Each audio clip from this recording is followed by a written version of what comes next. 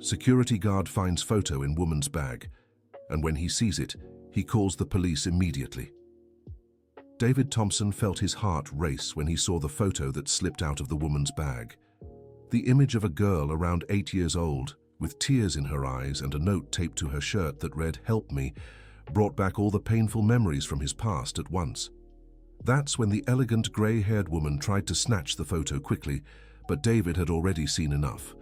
She claimed to have heart problems and asked to sit down, but he could tell it was just an act to distract him. "Ma'am, you'll need to open your bag completely," David said, keeping his voice calm but firm. "Young man, I already told you I have heart issues. I can't get worked up," the woman replied, dramatically clutching her chest. David watched her every move. After 15 years working as a security guard at Harborview Mall in San Diego, he had learned to read people, and this woman was hiding something very serious. "Ma'am, I understand your situation, but this is standard procedure. Everyone has to go through inspection," he insisted, reaching for the bag. The woman hugged the bag tightly to her chest, but David noticed her hands trembling. It wasn't just nerves, it was desperation. "Look, I need to leave right away. My granddaughter is waiting for me," she said, trying to push past him. David gently blocked her path. The word granddaughter echoed in his mind.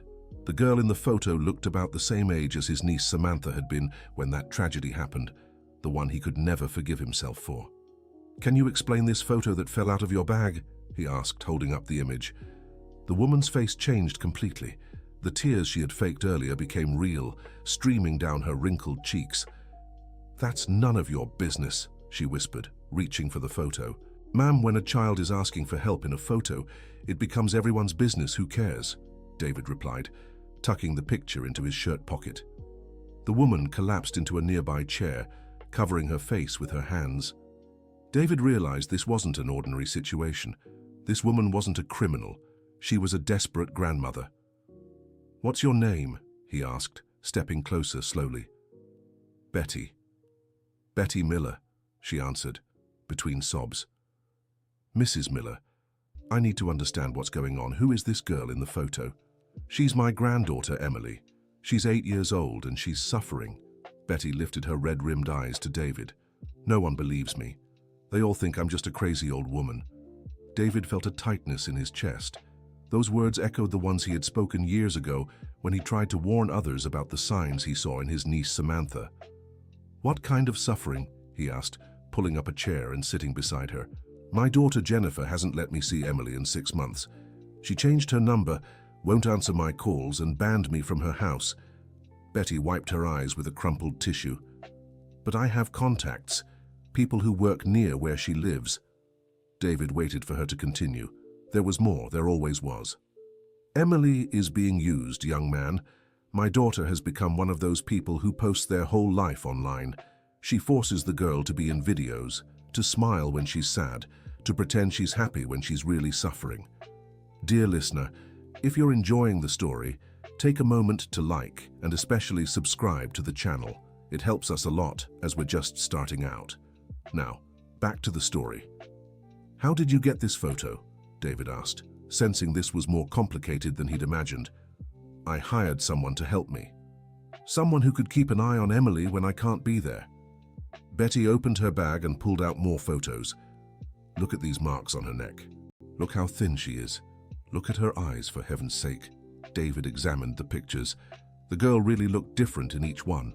Sometimes she was forcing a smile for the camera, other times she was downcast, with a tired expression that didn't match her age.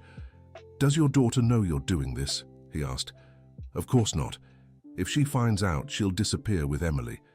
She's already said that if I try to cause trouble, she'll move to another state." Betty put the photos away again. "Do you have children, young man?"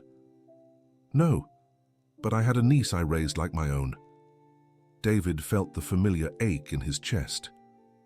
"She suffered too, and I didn't know how to protect her in time." Betty noticed the change in his tone. Something had happened to that niece, and it wasn't good. "That's why you're listening to me, huh?" she said with a sad smile. "Most people think I'm just a nosy old woman."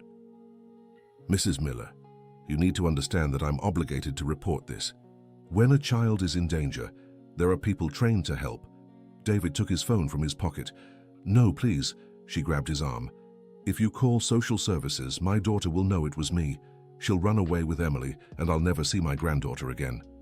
David paused with the phone in his hand. He knew that dilemma well.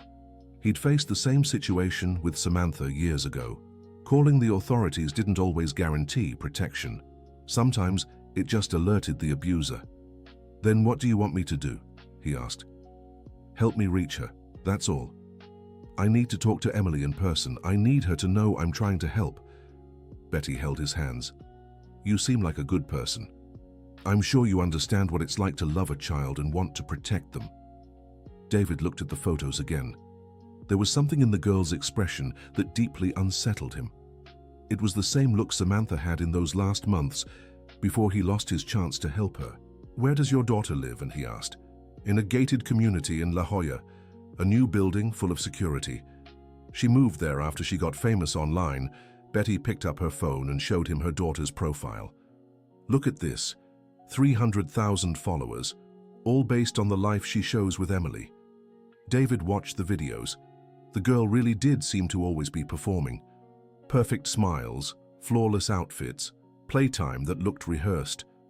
But there was something in her eyes that didn't match the happiness she was trying to project. What does your daughter do besides social media? He asked. She says she's an influencer, makes money promoting kids' products. Took Emily to do a TV commercial last month. Betty shook her head. That girl doesn't have a child's life. She's always working. David considered the situation. He had two choices: follow protocol and call the authorities, or try to help Betty in a way that wouldn't put the girl at greater risk. Mrs. Miller, I'll make a deal with you. I'll help you, but on one condition, he said, putting his phone away. If we get there and the situation is really serious, you'll let me call whoever's necessary. Deal, she answered quickly. Will you take me there? I will, but first I need to understand the situation better. How long has it been since you last saw Emily? 6 months and 12 days, Betty replied without hesitation. I counted every day. David realized she spoke with the precision of someone truly suffering. It wasn't exaggeration. It was real pain. What happened 6 months ago? He asked. I questioned my daughter about Emily's behavior. The girl was different, very quiet. She didn't play like she used to. When I asked if everything was okay, Jennifer snapped. Betty sighed. She said I was trying to ruin her happiness and that she didn't want to see me anymore. Where do you live, ma'am? Right here in the neighborhood, in a small apartment I bought when I retired. I worked 40 years as a teacher to have my little home, she said with a sad smile. I thought I'd spend my last years watching my granddaughter grow up. David felt a deep connection with this woman. She was living the nightmare he had gone through, but she still had a chance to change the ending of the story. Here's what we'll do. My shift here ends in 2 hours. Wait for me in the food court, and then we'll go to the condo, he said, standing up. But I want you to show me everything you have about Emily's situation. I have much more at my apartment, Betty said, also standing, looking relieved. You're really going to help me? I will, but for the girl's sake. I won't let what happened to my niece happen to her. David felt determination growing inside him. No child deserves to suffer while adults just argue. Betty nodded and put all the photos back in her bag. Before leaving, she turned to David. What's your name, young man? David Thompson, but you can just call me David. Thank you, David.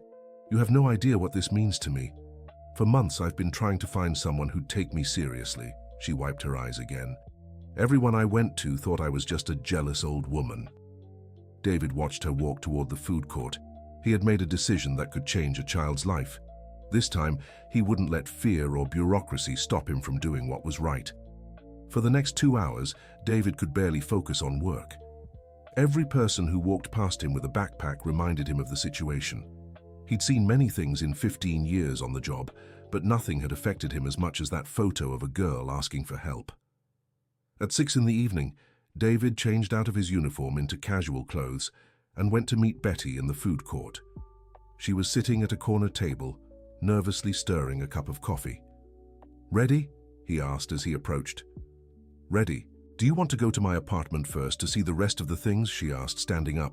Let's go. Betty's apartment was a 10-minute walk from the mall. It was a simple but well-kept building. When she opened the door, David was surprised by what he saw. The living room was full of photos of her granddaughter, from baby pictures to recent ones. But these weren't just ordinary photos. They were organized chronologically, with notes about the girl's behavior, important dates, and detailed observations. Mrs. Miller, this looks like a dossier, David said, examining the walls. That's exactly what it is. I documented every change I noticed in Emily over the last 2 years. She pointed to a series of photos. Look here. This was when she was 6. See how she smiled? It was spontaneous, natural. David compared them to more recent photos. The difference was striking. The girl's smile had become mechanical, forced. Now look at these. Betty showed him secretly taken pictures. This is Emily when she doesn't know she's being photographed. See the difference? It was shocking. When the girl wasn't performing, her expression was one of exhaustion and sadness. She looked like a child, much older than she really was. How did you get these recent photos? David asked. I pay a woman who works at the condo's gym. She also cleans some apartments. When she cleans other units in the building, she can see Emily in the common areas, Betty explained. It's nothing illegal. She just takes photos when the girl is playing on the playground. David examined the images. The girl really did seem different when she was alone. Sadder, more apathetic. There's one more thing. Betty opened a drawer and pulled out some papers. I got these from her school. How? I was a teacher, remember? I know a lot of people in education. A colleague who works at the private school where Emily attends told me some concerning things. She handed the papers to David. Look at this. They were reports from teachers about changes in the girl's behavior. Dropping grades, isolation during recess, episodes of sleepiness in class. According to my colleague, Emily is late to school several times because she spent the night recording videos. Some days she falls asleep at her desk. Betty pointed to a specific note. And look at this. She asked her teacher if it was normal for a child to work every day. David felt his stomach turn. These weren't just the impressions of a worried grandmother. They were concrete signs that a child was being exploited. Mrs. Miller, this is very serious. You have an obligation to report it, he said, putting the papers away. I know. But if I report it officially, my daughter will know it was me and will run away with Emily. At least now I know where she is. Betty sat heavily on the couch. I just want to talk to the girl first. I want her to know she has somewhere to go if she needs it. David understood the dilemma. Sometimes rushing to act could do more harm than good. He had learned that the hard way. Let's go there then. But if the situation is worse than we expect, you'll let me take the necessary steps, he said, grabbing the car keys. Deal. The condominium in La Jolla was truly imposing. New buildings, tight security, full leisure amenities. David parked in front of the main gate. Which apartment? He asked. 1204, 12th floor, Betty replied, sounding nervous. Do you have a plan? I'll say I'm your son-in-law and that we're here for a visit. If your daughter doesn't open the door, at least we'll try to talk to the girl through the intercom. David got out of the car. Let's go. The condominium doorman greeted them politely, but David noticed him sizing them up. He was clearly used to more elegant visitors. Good evening. We're here to visit Mrs. Jennifer's family, apartment 1204, David said, keeping his tone casual. I'll announce you. What are your names? David Thompson and Betty Miller, he replied, hoping Jennifer wouldn't refuse the visit outright. The doorman made the call.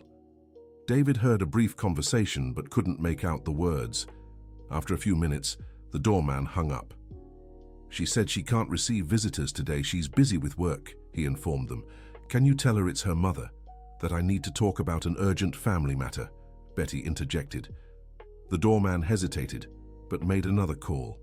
This time, the conversation was longer, and the tone seemed more agitated. She said she doesn't want to speak with you and asked you not to come back, he said, looking uncomfortable. David saw the despair on Betty's face. She had come so close to her granddaughter and was now being rejected again. All right, thank you, David said, guiding Betty out of the building. Now what? She asked, tears in her eyes. Now we wait. Every child has to go somewhere. School, the doctor, the park. Doctor, We'll figure out Emily's routine. David looked up at the lit apartments. That contact of yours who works at the academy, does she know the girl's schedule? I know she goes to school in the morning and comes back in the early afternoon. But I don't know if she's having regular classes or if she's traveling for work. Betty wiped her eyes. My daughter takes her to other cities to film commercials. David reflected on the situation. They needed a different approach. Let me make you an offer. We'll come back here tomorrow morning and keep watch. If Emily leaves for school, we'll try to talk to her at the school entrance, he said. But if that doesn't work, we'll need to seek official help. All right, I'll accept anything that gives me a chance to see my granddaughter, Betty agreed. Dear listener, if you're enjoying the story, take a moment to like and especially subscribe to the channel. It helps us a lot as we're just starting out. Now continuing, the next morning David picked Betty up at her apartment at 6:30. She was already ready, with a thermos of coffee and sandwiches prepared. I thought we might be waiting a long time, she explained, getting into the car. Good idea, we don't know how long it'll take. They positioned themselves on a side street near the condominium where they could see the main entrance without being noticed. David turned the radio on low and they began to wait. At 7:15, a black car pulled out of the garage. David caught sight of a blonde woman at the wheel and a child in the back seat. That's her, Betty whispered, slinking down in her seat. Does your daughter drive? Yes. She bought a new car last month, said it was for taking Emily to her jobs. Betty watched as the car drove away. Did you see the girl? Barely, but it looked like she was asleep in the back seat. She probably is. On social media, my daughter always posts about them waking up early to start the day with energy. Betty made air quotes. But I bet that's a lie. Emily must be exhausted. David noted the time and the car's license plate. They needed to understand the family's routine to find an opportunity to get closer. Should we follow them? He asked. Yes, but from a distance. My daughter is very suspicious. David kept a safe distance as he trailed the black car. They drove through several streets until they reached a private school in Hillcrest. This is where Emily goes to school, Betty confirmed. Westview Academy. David parked across the street and watched. Jennifer stopped the car in front of the school, and the girl slowly got out. Even from afar, it was clear she was dragging a heavy backpack and walking sluggishly. She doesn't seem excited to go to school, David observed. She used to love studying. She was always such a bright girl, Betty sighed. Look how thin she is. And did you notice she didn't greet any of her classmates? It was true. Emily entered the school without interacting with any of the other children arriving at the same time. She seemed lost in her own world. What time does she get out? David asked. 12:30.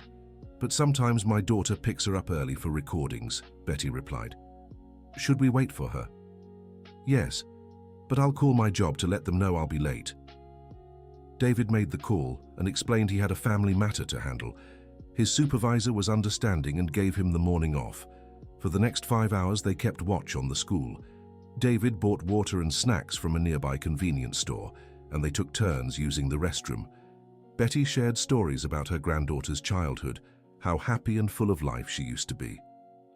She always wanted to be a veterinarian, Betty said, smiling fondly. She loved animals. She had a hamster named Peanut and would spend hours taking care of him. What happened to the hamster? David asked. My daughter said he ran away, but I suspected she got rid of him because he was too much work. Emily cried for weeks. Betty shook her head. It was one of the first times I realized something was changing. 12:20. David saw the black car approaching the school. Jennifer was at the wheel, talking on the phone. She's here, he warned. Betty straightened in her seat and watched closely. When the school opened its gates, several children ran out, excited and talking loudly. Emily was one of the last to appear. My God, how different she looks, Betty whispered, her eyes welling up. The girl really seemed like a different person. She was pale with dark circles under her eyes and walked slowly. When she reached the car, she got in without saying a word to her mother. Should we follow them again? David asked. Let's. Jennifer's car didn't return to the condo. Instead, it headed to the downtown area. David kept his distance and saw when they stopped in front of a commercial building. "What place is this?" he asked. "I don't know. I've never seen my daughter come here," Betty replied, trying to read the building's signs. David parked and watched. Jennifer got out of the car with several bags and a briefcase. Emily followed, carrying a backpack even bigger than the one from that morning. "Looks like they came to work," he observed. "Work? But the girl just left school," Betty said, indignant. "She can't even have a proper lunch." They watched as mother and daughter entered the building.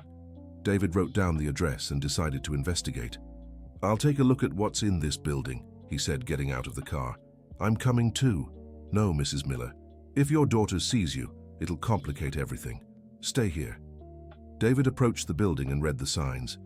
There were several businesses, but one caught his attention: Spotlight Studios, digital content production, on the 10th floor. He returned to the car and told Betty. "So she really brought the girl straight from school to work," Betty said, clenching her hands. "This can't be legal, it's not. Children have the right to rest, leisure, and play. They can't be treated like employees." David felt his anger rising.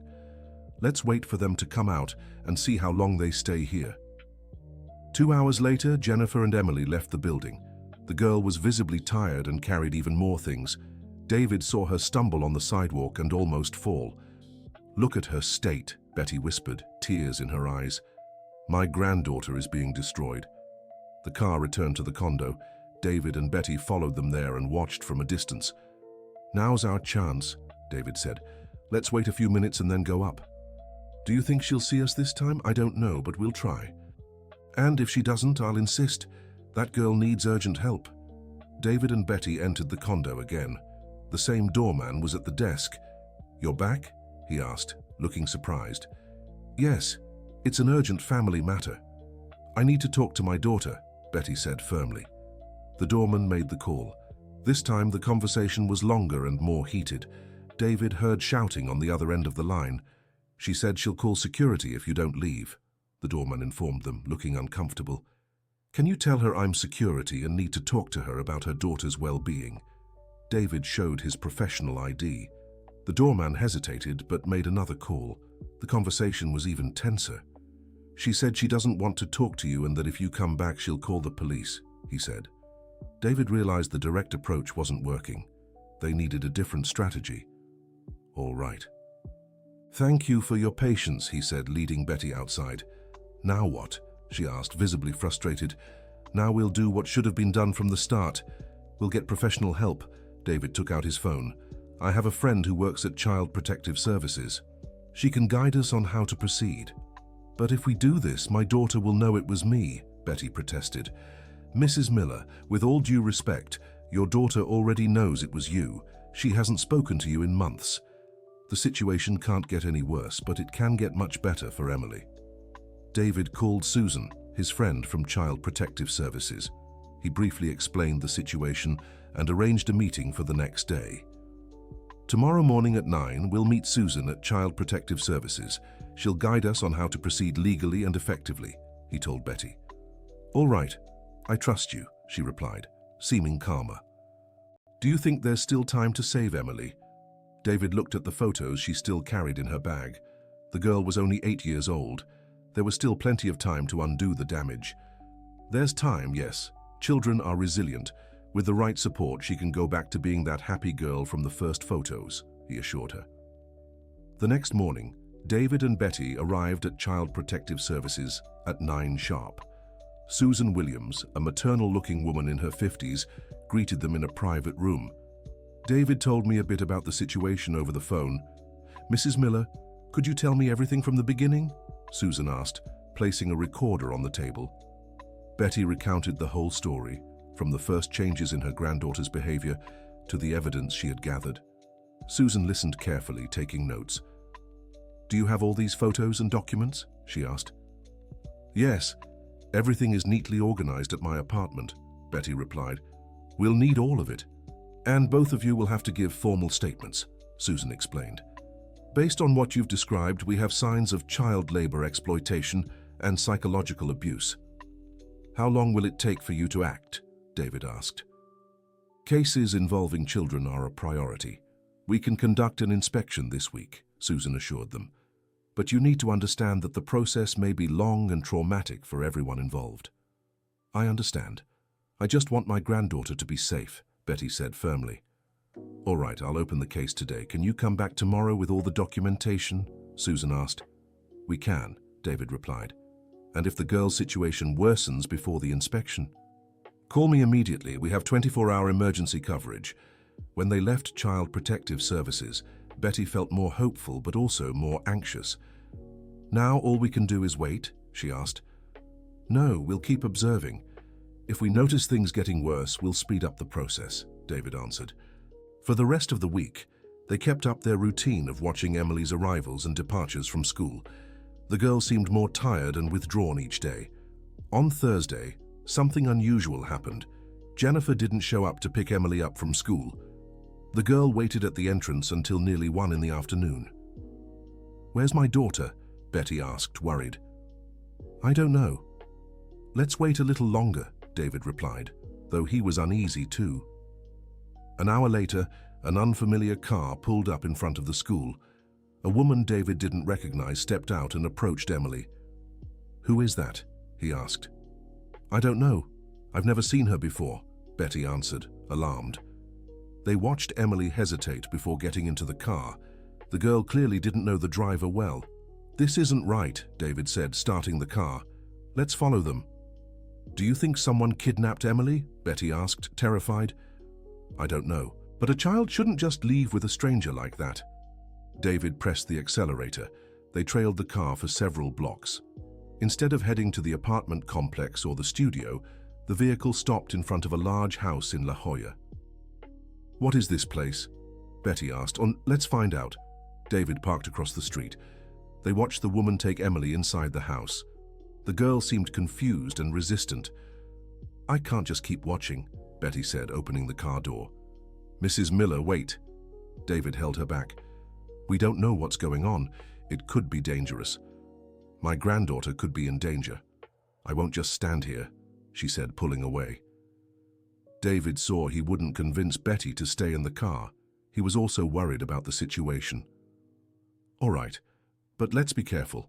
First, we'll try to see what's happening through the window, he said. They approached the house discreetly. It was a large home with a front garden and high walls. David managed to peek through a side window. Emily was sitting at a table with books scattered around. The woman who had picked her up from school stood beside her, apparently helping with homework. It looks like a private tutor, David said, relieved. But why didn't my daughter come to get her? Betty asked. Before David could answer, his phone rang. It was Susan from Child Protective Services. David, we have news about Emily's case, she said, urgency in her voice. What news? We received an anonymous tip this morning.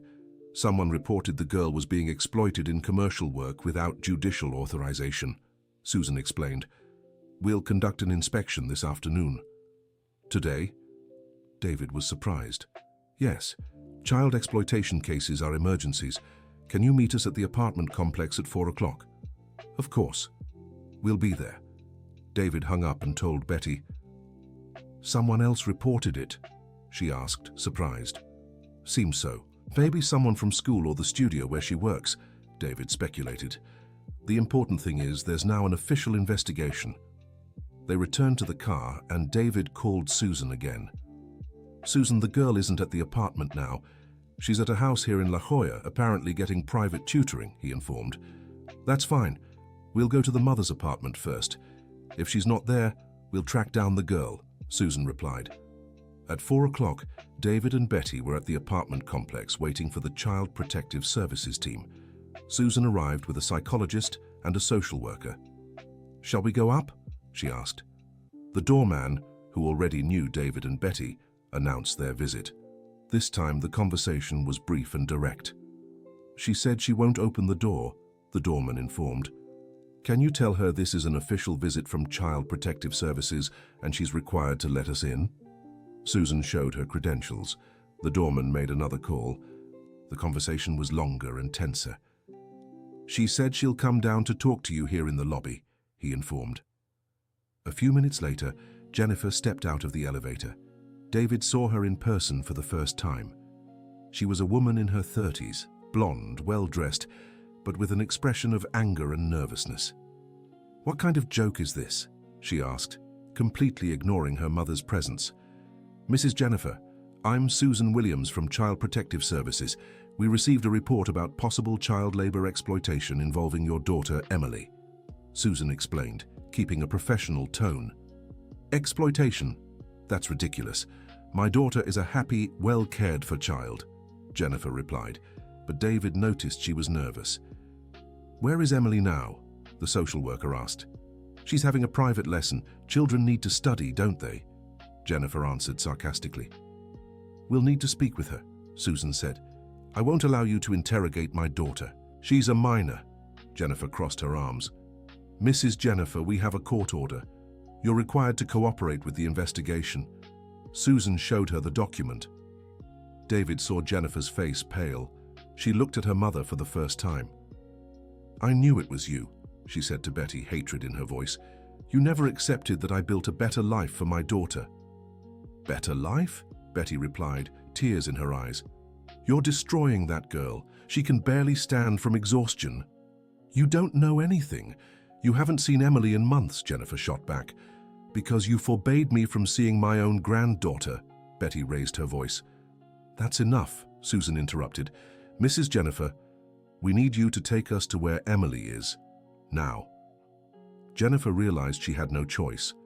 She grabbed the car keys and led the way, followed by the Child Protective Services team, David, and Betty. When they arrived at the house where Emily was staying, Jennifer rang the doorbell. The same woman who had picked the girl up from school opened the door. "Hi, Jennifer. Is something wrong?" she asked. "These people want to speak with Emily," Jennifer replied curtly. "I'm Susan Williams from Child Protective Services. Are you Emily's teacher?" Susan asked. "Yes, I am, Rachel Johnson. I've been tutoring her privately for 3 months," the woman answered, looking confused. "May we come in?" the social worker asked. "Of course." When they entered the house, David saw Emily sitting at a table surrounded by books. The girl looked at all the adults with fear and confusion. "Hi, Emily. My name is Susan. I'm here to talk to you." Susan approached the girl, speaking softly. "Did I do something wrong?" Emily asked in a small voice. "No, sweetheart. You didn't do anything wrong. We just want to know how you're feeling." Susan sat beside her. David watched the girl's reaction. She looked exhausted and frightened. Her eyes held the same empty expression he had seen in the photos. "Emily, do you remember Grandma Betty?" Susan asked. The girl looked at her grandmother, and for the first time, her eyes lit up. "Grandma?" she said, standing up from the chair. "Hi, my beautiful granddaughter." Betty knelt and opened her arms. Emily ran into her grandmother's embrace and began to cry. Not tears of sadness, but of relief. "I missed you, Grandma," she said, clinging tightly. "I missed you too, my love, every single day," Betty replied, tears in her eyes. David felt a lump in his throat. The scene reminded him of all the hugs he couldn't give his own niece. "Emily, can you tell me what a normal day is like for you?" Susan asked once the girl had calmed down. "I wake up really early to film videos with Mommy. Then I go to school, and after school, I go to other places to film more videos," Emily answered, her voice tired. "Do you like filming those videos?" the psychologist asked. "Sometimes, but I'm always sleepy and sometimes I just want to play," she replied, glancing fearfully at her mother. "Emily, when was the last time you played?" Susan asked. The girl thought for a long time. "I don't remember," she finally said. David saw Jennifer shift uncomfortably. She was realizing the situation was slipping out of her control. "My daughter does play. She has all the toys she wants," Jennifer interrupted. "Mommy, I don't have time to play. You always say we have to work," Emily said innocently. "Emily, do you know what work is?" the psychologist asked. "It's when we do things to make money, like I do in the videos," she answered matter-of-factly. David saw Susan and the social worker exchange worried glances. It was clear the girl saw her situation as work, not play. "Emily, are you tired?" Susan asked. "I'm always tired," she replied, resting her head on her grandmother's shoulder. "She's fine," Jennifer said defensively. Kids get tired, it's normal. Mrs. Jennifer, an 8-year-old shouldn't be working, Susan said firmly. There are laws about this. She doesn't work. She just appears in my videos, Jennifer argued. If she appears in videos that generate income, she is working. And that's illegal, the social worker explained. David noticed Emily listening to the conversation with interest. The girl seemed to be realizing her situation wasn't normal. Grandma, can I come to your house? Emily whispered. Of course, sweetheart. Whenever you want, Betty replied, stroking her granddaughter's hair. She's not going anywhere. Emily is my daughter, Jennifer said, stepping closer. Mrs. Jennifer, we'll need you to come to Child Protective Services tomorrow morning for a more detailed discussion, Susan informed her. And Emily can't participate in any videos or commercial work until this is resolved. You have no right to interfere in my life, Jennifer raised her voice. We have the right and the duty to protect a child, Susan replied calmly. Dear listener, if you're enjoying the story, please like and subscribe to the channel. It really helps us as we're just starting out. Now, back to the story. Emily, would you like to spend a few days at Grandma's house? The social worker asked. Can I? The girl asked, her eyes lighting up. This is ridiculous. I won't allow it, Jennifer protested. Mrs. Jennifer, given the evidence we have, temporary separation may be necessary while we assess the situation, Susan explained. David saw desperation growing on Jennifer's face. She was losing control. You don't understand. I need Emily in the videos. I have signed contracts, commitments, she said, unintentionally revealing her true motive. Mommy, do you need me? Emily asked sadly. Of course I do, sweetheart. You're the most important thing in my life, Jennifer said. But David noticed she was talking about the videos, not her daughter. Emily, do you want to stay at Grandma's tonight? Susan asked. I do, the girl answered without hesitation. I won't allow it, Jennifer said, grabbing her daughter's arm. Mrs. Jennifer, don't make this harder, Susan warned. We have the authority to ensure the child's well-being. David saw the situation growing tense. Jennifer was desperate and might do something reckless. Mrs. Jennifer, no one is trying to take your daughter away permanently, he said, trying to calm her. We just want to make sure she's safe and healthy. You have no business here, Jennifer snapped. I do. Because I've seen what happens when a child asks for help and adults do nothing, David replied firmly. Grandma, can I bring my toys? Emily asked, sounding excited for the first time. Of course, sweetheart. You can bring whatever you like, Betty said, smiling. I don't have many toys, but can I bring my teddy bear? The girl asked. You can bring everything, dear, Susan said. David noticed Emily seemed lighter with each passing minute. Her grandmother's presence was clearly good for her. Emily, are your things at your mum's apartment? The social worker asked. Yes, but there aren't many, she replied. Let's go get them then, Susan said. The whole group headed to the apartment complex. Jennifer walked ahead, visibly angry, followed by Emily and Betty holding hands, then the Child Protective Services team with David. Inside the apartment, David was surprised by what he saw. The place was luxurious and well decorated, but Emily's room was strikingly simple. There was a bed, a desk, some clothes, and a few toys. Emily, where are your toys? Betty asked, puzzled. I don't have many. Mum says too many toys distract from studying, the girl replied, picking up a worn-out stuffed bear. What other toys do you have? The psychologist asked. I have some educational games, but I don't play with them much, she answered, pointing to a shelf. David saw that the toys were all educational and looked more like work tools than fun. There were books, tablets, miniature recording equipment. Emily, do you have dolls? Betty asked. I had one, but Mom said dolls weren't suitable for videos, she replied matter-of-factly. David felt anger rising. Jennifer was depriving her daughter of even basic childhood toys. Mom, can I take the pink dress? Emily asked. You can take whatever you want, sweetheart, Jennifer answered. But David noticed she was making an effort to sound affectionate in front of the team. While Emily packed her things, Susan spoke with Jennifer in the living room. Mrs. Jennifer, do you understand that child labor is a crime? She asked. My daughter doesn't work. She just appears in my videos because people like watching her, Jennifer replied. But you earn money from these videos, the social worker pressed. I do. It's my profession, Jennifer confirmed. Then your daughter is being used to generate income. That's child labor, Susan explained. I take good care of my daughter. She has everything she needs, Jennifer said defensively. Mrs. Jennifer, when was the last time Emily played freely? The psychologist asked. She plays. Whenever she has free time, Jennifer answered, but her voice lacked conviction. According to our records, she records videos every morning before school and works on commercials several afternoons a week, Susan said. When is there time to play? Jennifer fell silent. David saw she was starting to grasp the gravity of the situation. I just want the best for my daughter, she finally said. The best for an 8-year-old is time to be a child, Susan replied, not work. Emily returned to the room carrying a small backpack.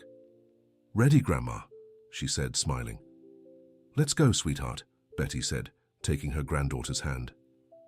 Emily, you'll come back home tomorrow, Jennifer said, trying to sound confident. She'll return when it's safe and healthy for her, Susan corrected. Mom, can I play at Grandma's house? Emily asked. Of course, honey. You can play as much as you want, Jennifer replied, but David saw tears in her eyes. For the first time, David realized Jennifer was also suffering. She had lost herself in the world of fame and money, but deep down, she still loved her daughter. Mrs. Jennifer, tomorrow at 9 at Child Protective Services, Susan reminded. We'll discuss a plan to resolve this situation. I'll be there, Jennifer confirmed. David, Betty, and Emily left the apartment together. The girl was visibly more cheerful, chatting with her grandmother about things she wanted to do. Grandma, do you still have those puzzles? She asked. Yes, I do, and I bought new games waiting for you to come back, Betty replied, smiling. That's great, it's been so long since I've done a puzzle, Emily said. David was moved by the simplicity of the request, an 8-year-old girl who was happy at the thought of doing a puzzle. At Betty's apartment, Emily explored every corner with curiosity. She seemed to have rediscovered the joy of being in a place where she could relax. Grandma, can I see pictures of me when I was little? She asked. Of course, sweetheart. I have an entire album just of you, Betty replied, picking up a photo album. David watched Emily flipping through the pages. The girl smiled as she saw pictures of herself when she was younger, playing freely. Was I happier when I was little? She asked, with a perceptiveness that surprised the adults.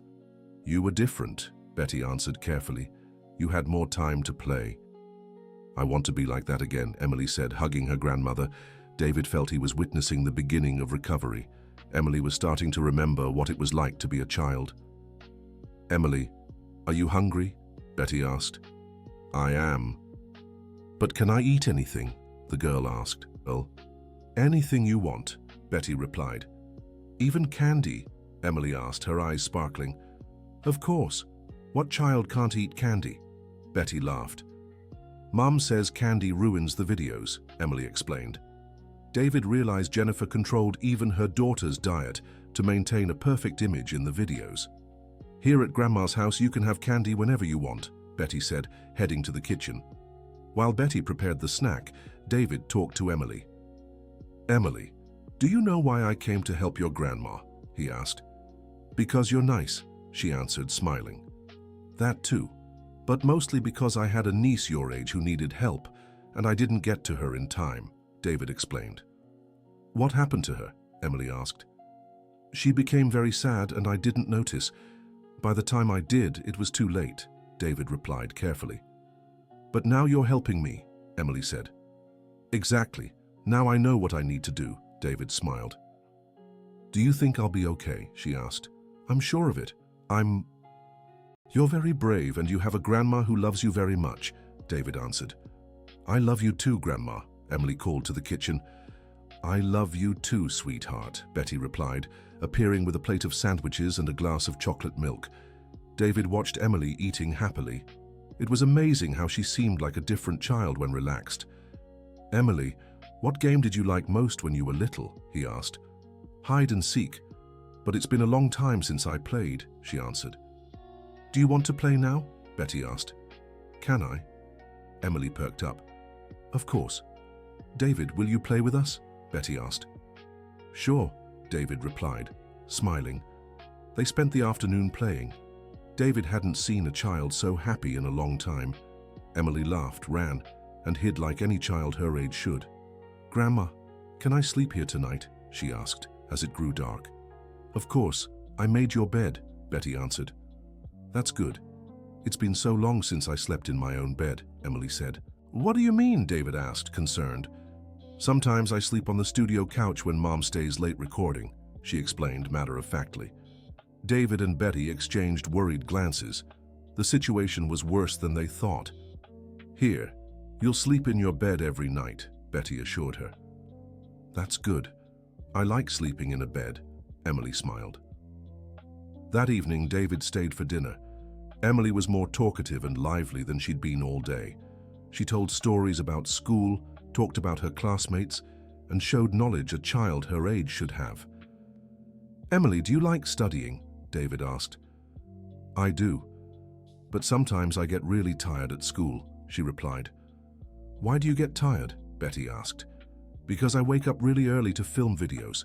Sometimes Mum wakes me at 5 in the morning, Emily explained. 5 in the morning? David was horrified. Sometimes earlier. It depends on the lighting Mum wants for the videos, she continued. David realized Emily was being treated like an employee, not a daughter. Emily, a child needs to sleep at least 10 hours a night, he explained. I don't sleep 10 hours. Sometimes I only sleep 6, she said. That's not healthy for you, Betty said, concerned. I know, sometimes I fall asleep at school and the teacher gets mad, Emily admitted. David mentally noted all this information. It would be important for the report they'd have to file. Emily, do you like being in the videos? He asked. Sometimes yes, sometimes no. It depends on how I feel, she answered honestly. And when you don't feel like it? Betty asked. Mommy says I have to do it anyway because people are waiting, Emily explained. But you're a child. You shouldn't be forced to do anything, David said. I didn't know that, Emily replied, looking thoughtful. Now you do. And here at Grandma's house, you only do what you want to do, Betty assured her. That's good, Emily smiled. When bedtime came, Emily was visibly more relaxed. She took a bath, put on comfortable pajamas, and lay down in the bed Betty had prepared. Grandma, can you stay here until I fall asleep? She asked. Of course I can, sweetheart, Betty said, sitting on the edge of the bed. It's been a long time since anyone stayed with me at bedtime, Emily said. Now I'll stay whenever you want, Betty promised. David said goodbye and went home. He was optimistic, but knew there was still much work ahead. The legal situation needed to be resolved, and Jennifer had to understand that her daughter wasn't an employee. The next morning, David arrived early at Betty's apartment. He wanted to join Emily for breakfast before heading to work. Good morning, David, Emily greeted him with a smile. Good morning, Emily. Did you sleep well? He asked. I did. I slept 10 hours, she said proudly. That's great. How do you feel? David asked. Better, I'm not sleepy, she replied. Emily, do you want to go to school today? Betty asked. I do, but can I come back here afterward? She asked. Of course you can. This is your home now, Betty answered. David took Emily to school. On the way, she was more cheerful than he'd ever seen her. David, do you think I can have a doll? She asked. Of course you can. What kind of doll do you want? He replied. A baby doll, so I can take care of her, Emily said. We'll buy one today after school, David promised. Really? She perked up. Really? Every girl your age should have a doll, he confirmed. When they arrived at school, David noticed Emily was different. She greeted her classmates, played a little before going inside, and seemed more at ease.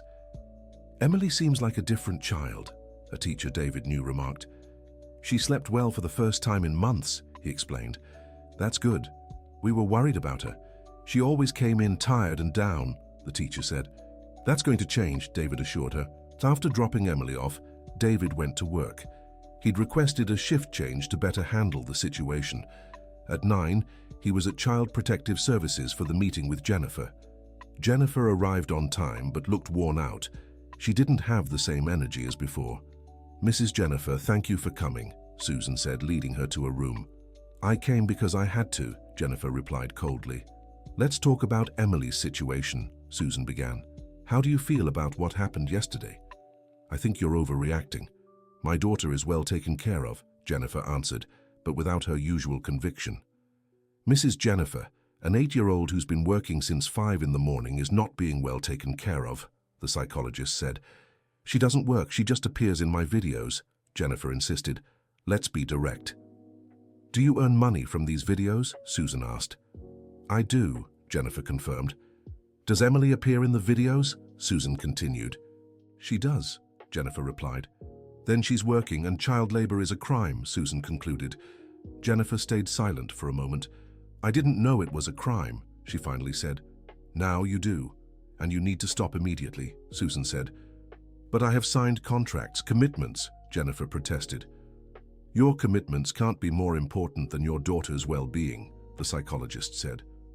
She's my daughter. I love her, Jennifer said, tears in her eyes. We know you love your daughter, but love isn't enough if she's being harmed, Susan explained.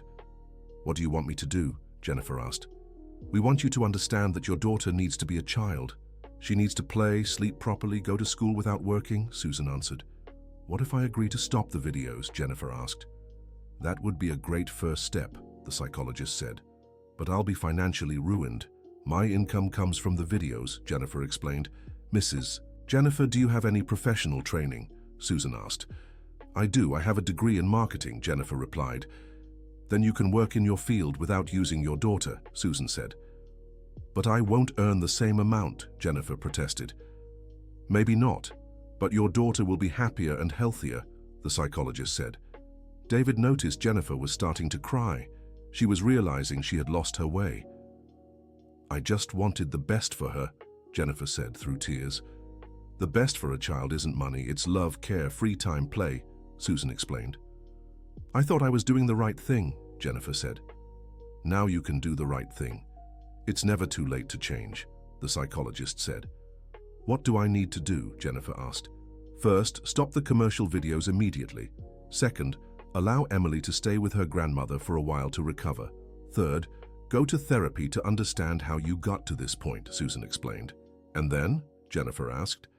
Then we'll evaluate how to rebuild a healthy relationship between you two, Susan answered. Can I see my daughter? Jennifer asked. You can, but visits will be supervised at first, the psychologist replied. For how long? Jennifer asked. That depends on your progress and Emily's adjustment, Susan answered.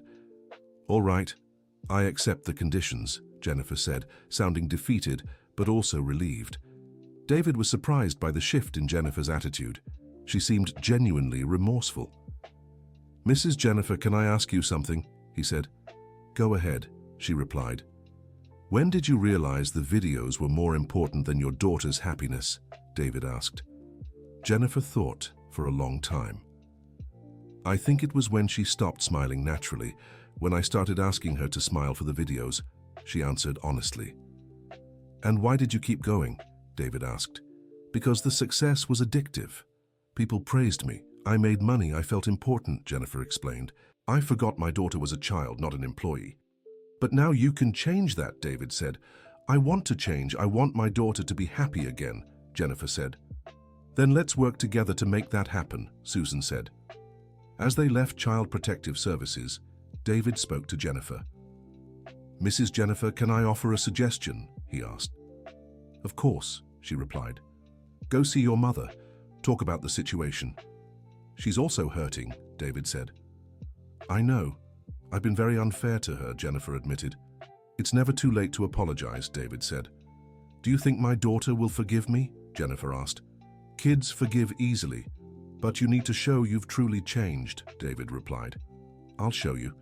I'll go to therapy. I'll stop with the videos. I'll learn to be a mom again, Jennifer promised.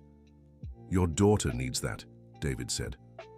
That afternoon, David picked up Emily from school. She was excited to tell him about her day. David, I played during recess today, she said as she got into the car. That's great. What did you play? He asked. Tag. I almost forgot how to play, she laughed. Was it fun? David asked. So much.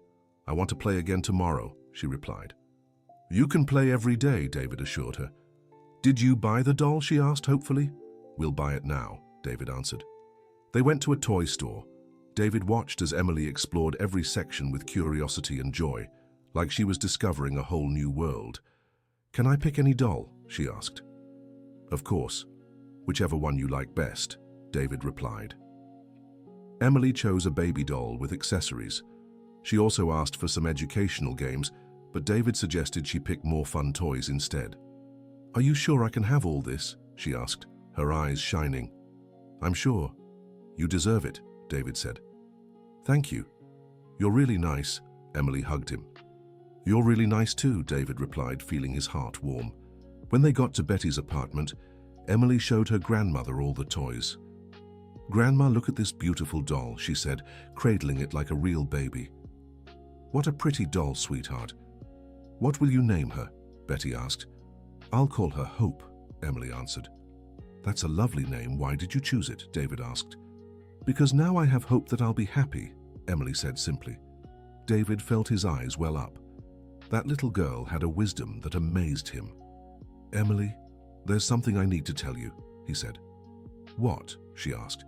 Your mum came to talk to us today. She understands now that you need to be a kid, not work, David explained.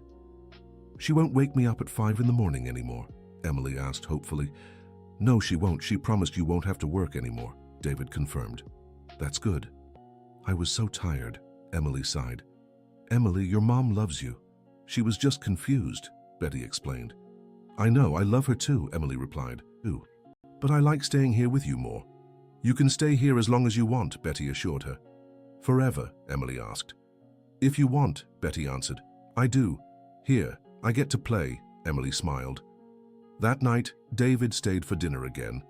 Emily was more talkative and cheerful than ever. David, do you have kids? She asked. No, I don't, but I have you as a friend, he replied. Can you be my uncle? She asked. Of course I can. It'd be an honor, David said, touched. That's great. Now I have a grandma and an uncle who love me, Emily said. And a mom who loves you too, but needed to learn how to show it better, David added. When will I see her? Emily asked. Whenever you want, but she'll be different now. She won't make you record videos anymore, David explained. Will she play with me? Emily asked. I'm sure she will, David replied. Then I want to see her soon, Emily said. David was moved by the girl's ability to forgive. Despite everything she'd been through, she still loved her mum and wanted to be with her. Let's plan a visit for tomorrow, he promised. Thank you, Uncle David, Emily hugged him.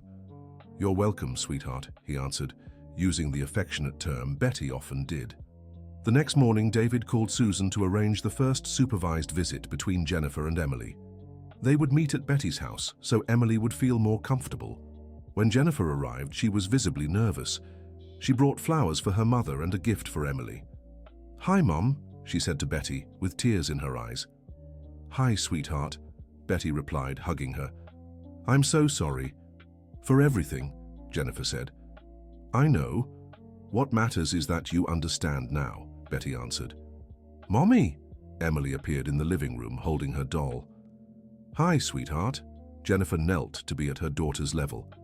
You look different, Emily observed. I do, I'm calmer now, Jennifer replied. You won't make me record videos anymore? Emily asked. Never again, you don't have to work, you just need to play, Jennifer promised. That's good. Do you want to meet my doll? Emily asked. I'd love to, Jennifer answered, smiling. Her name is Hope, Emily introduced the doll. What a beautiful name. I brought something for you too. Jennifer handed her the gift. Emily opened it and found a memory game. Thank you, Mommy. Do you want to play with me? She asked. I'd love to, Jennifer replied. David watched mother and daughter playing together. It was the first time he'd seen Jennifer truly interacting with Emily as a mother, not as a businesswoman. Mommy, do you know how to play hide and seek? Emily asked. I do. Want to play? Jennifer asked. Yes. Grandma and Uncle David are playing too, Emily announced. Uncle David? Jennifer asked, looking at him. Emily adopted me as her uncle, David explained, smiling. Thank you for taking care of her, Jennifer said sincerely. No need to thank me. She's a special kid, David replied. They spent the afternoon playing. David saw Jennifer was genuinely enjoying herself. She had remembered how good it felt to simply be with her daughter. "Mommy, can you stay for dinner?" Emily asked. "I can, if Grandma says it's okay," Jennifer replied. "Of course you can, you're always welcome," Betty said. During dinner, the family seemed to be reconnecting. Emily talked about school, Jennifer asked about her daughter's games, and Betty gently guided the conversation. "Mommy, are you going back to work?" Emily asked. "I am, but a different job. No more videos," Jennifer answered. "That's good. You always got stressed because of the videos," Emily observed. "It's true. Now I want to work at something that gives me more time to be with you," Jennifer said. "Can I keep living with Grandma?" Emily asked. "You can, for as long as you want," Jennifer replied. "But will you visit me a lot?" Emily asked. "I will." "And whenever you want, you can sleep over at my place too," Jennifer offered. "That's great, then I'll have two homes," Emily smiled. David noticed they were building a new family dynamic, healthier and more balanced. "Emily, are you happy?" Jennifer asked. "I am, really happy," Emily replied. "Are you happy too?" "I am. Happier than I've been in months," Jennifer confirmed. "Then everything's okay," Emily concluded with childlike simplicity. When it was time for Jennifer to leave, Emily hugged her tightly. "Mommy, thank you for letting me be a kid," she said. "Thank you for forgiving me," Jennifer replied, tears in her eyes. "I love you," Emily said. "I love you too." "The right way now," Jennifer answered. After Jennifer left, David talked with Betty. "I think it's going to work out," he said. "I think so too. My daughter finally understood what's important," Betty replied. "And Emily?" David asked. "She's a strong girl. She'll recover completely," Betty assured. "Grandma, can I sleep with my doll tonight?" Emily asked. "Of course you can, sweetheart," Betty answered. "Good night, Uncle David," Emily hugged him. "Good night, my little one," David replied. 3 months later, the situation had completely stabilized. Emily was living with Betty, but visited Jennifer regularly. The girl had fully recovered, was doing well in school, and had made new friends. Jennifer had gotten a job at a marketing agency and was in therapy. She had learned to be a real mother, not her daughter's manager. David continued to visit regularly and had truly become part of the family. He had found a way to heal the wounds of the past by helping Emily. "Uncle David, do you want to see something?" Emily asked one Sunday during his visit. "I do," he replied. "I learned how to ride a bike," she announced proudly. "Really? Show me," David asked. Emily rode around Betty's backyard, radiant and smiling genuinely. "Did you see? I did it," she shouted. "I saw." "You're doing great," David answered, smiling. "You know what else?" Emily asked. "What?" David replied. "I'm happy now," she said simply. "I'm happy too," David responded. "Why?" Emily asked. "Because I got to save you," he said. "You didn't save me alone. Grandma saved me, you saved me. Even my mum saved me," Emily said. "That's true. Everyone who loves you saved you," David agreed. "And I saved myself too," Emily added. "How?" David asked, curious. "I chose to be happy," she answered. David realized Emily was right. She had chosen to overcome her trauma and embrace happiness. It was a lesson he needed to learn too. "Thank you, Emily," he said.